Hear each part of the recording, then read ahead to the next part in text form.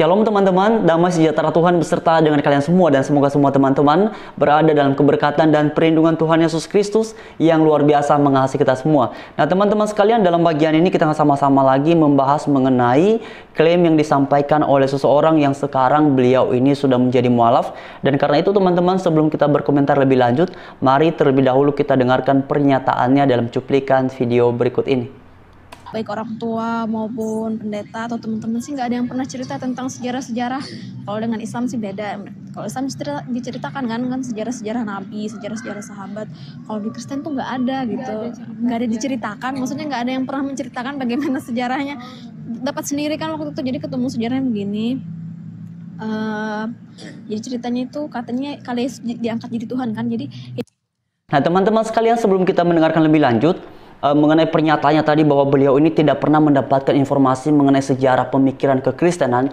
Nah, saya tidak tahu apakah pernyataan ini benar ataupun tidak. Tetapi terlepas dari semuanya itu, saya hanya mau mengingatkan kepada para pengajar Kristen, kepada para hamba Tuhan yang memiliki akses untuk menyampaikan tentang iman Kristen. Alangkah baiknya hal seperti ini dipertimbangkan secara serius. Tetapi sebenarnya kalau mengklaim bahwa di dalam agama Kristen tidak ada pengajaran tentang sejarah, itu juga salah.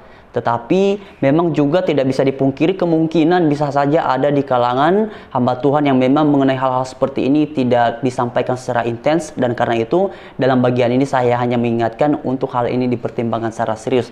Dan karena itu teman-teman, mari kita dengarkan lebih lanjut pernyataannya.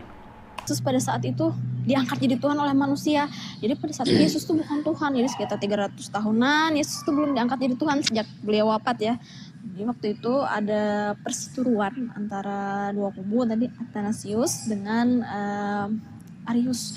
Jadi yang Athanasius ini mereka yang ingin menuhankan Yesus, kemudian yang Arius ini mereka yang tidak ingin menuhankan Yesus.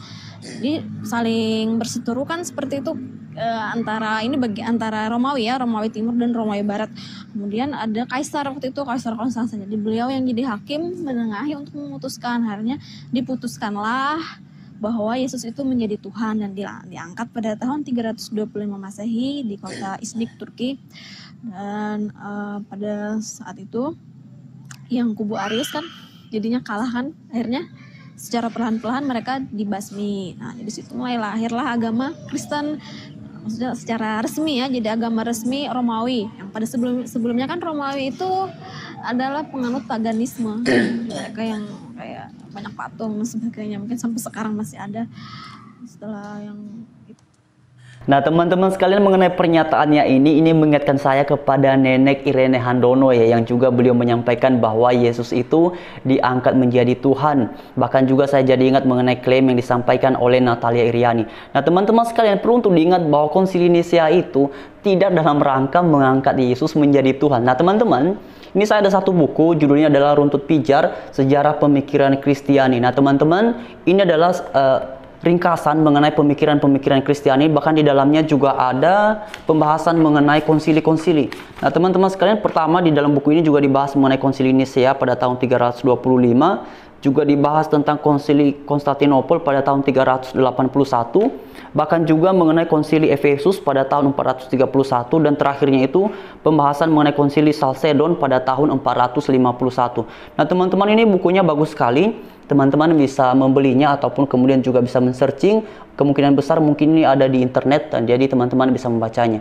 Nah kemudian teman-teman, mengenai pernyataan beliau bahwa Yesus diangkat menjadi Tuhan pada tahun 325, itu adalah pernyataan yang salah. Bahkan hal ini sudah dinyatakan oleh Alkitab. Yesus itu bukan diangkat menjadi Tuhan. Justru dia memang pada dasarnya adalah Tuhan yang menjadi manusia. Mari kita memperhatikan teman-teman. Di dalam kitab Lukas pasal 2 ayat yang ke-11 dikatakan begini. Hari ini telah lahir bagimu juru selamat, yaitu Kristus Tuhan di kota Daud. Nah teman-teman sekalian, kalau teman-teman membaca ayat ini secara keseluruhan, teman-teman akan menemukan bahwa yang menyampaikan hal ini kepada para gembala bukan manusia tetapi para malaikat. Mari kita baca teman-teman ya. Di daerah itu ada gembala-gembala yang tinggal di padang, menjaga kawanan ternak mereka pada waktu malam. Ayat selanjutnya, tiba-tiba berdirilah seorang malaikat Tuhan di dekat mereka, dan kemuliaan Tuhan bersinar meliputi mereka, dan mereka sangat ketakutan. Lalu kata malaikat itu kepada mereka, Jangan takut, sebab sesungguhnya aku memberitakan kepadamu kesukaan besar untuk seluruh bangsa. Hari ini telah lahir bagimu juru selamat, yaitu Kristus Tuhan di kota Daud. Dan inilah tandanya bagimu, kamu akan menjumpai seorang bayi dibungkus dengan lampin dan terbaring di dalam palungan. Dan tiba-tiba tampaklah bersama-sama dengan malaikat itu sejumlah besar bala tentara sorga yang memuji Allah, katanya, kemuliaan bagi Allah di tempat yang maha tinggi, dan damai sejahtera di bumi di antara manusia yang berkenan kepadanya. Nah teman-teman sekalian, dalam ayat ini sangat jelas bahwa ketika Tuhan Yesus lahir pun, dia sudah dikatakan Kristus Tuhan di kota Daud. Jadi mengenai sidang yang diadakan pada tahun 325, mengenai sidang Nisea itu bukan dalam rangka mengangkat Yesus menjadi Tuhan. Nah mengenai hal ini sudah banyak sekali yang membahas. Teman-teman bisa memperhatikannya di channel Pak Pendeta Esra Soru. Juga beberapa waktu terakhir ini, kalau nggak salah sekitar 1 bulan belakangan ini, Pak Dr. Verbum Veritatis atau Pak Deki sudah membahas mengenai hal ini secara tuntas. Jadi teman-teman bisa melihatnya di channel beliau. Nah jadi teman-teman, dalam bagian ini sangat jelas bahwa mengenai yang disampaikan oleh beliau ini adalah bukti dari ketidaktahuan tentang iman Kristen. Bahkan sebenarnya hal ini juga pernah disampaikan oleh Nenek Irene Handono, juga beberapa orang lain yang kemudian juga mengklaim bahwa Yesus itu diangkat menjadi Tuhan pada tahun 325 Masehi di Konsili Nisea. Ini adalah pernyataan ataupun klaim-klaim yang merupakan ekspresi dari ketidaktahuan tentang iman Kristen.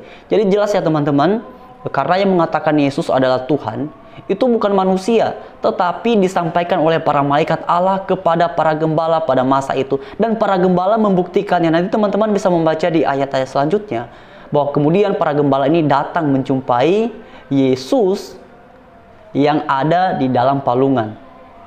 Jadi kalau kemudian dikatakan Yesus diangkat menjadi Tuhan pada tahun 325, itu salah, karena Alkitab secara jelas menegaskan bahwa ketika Tuhan Yesus lahir pun, dia sudah disebut adalah Tuhan. Hari ini telah lahir bagimu juru selamat, yaitu Kristus Tuhan di kota Daud. Dan yang menyampaikannya bukan manusia, tetapi malaikat-malaikat yang diutus oleh Allah untuk mengabarkannya.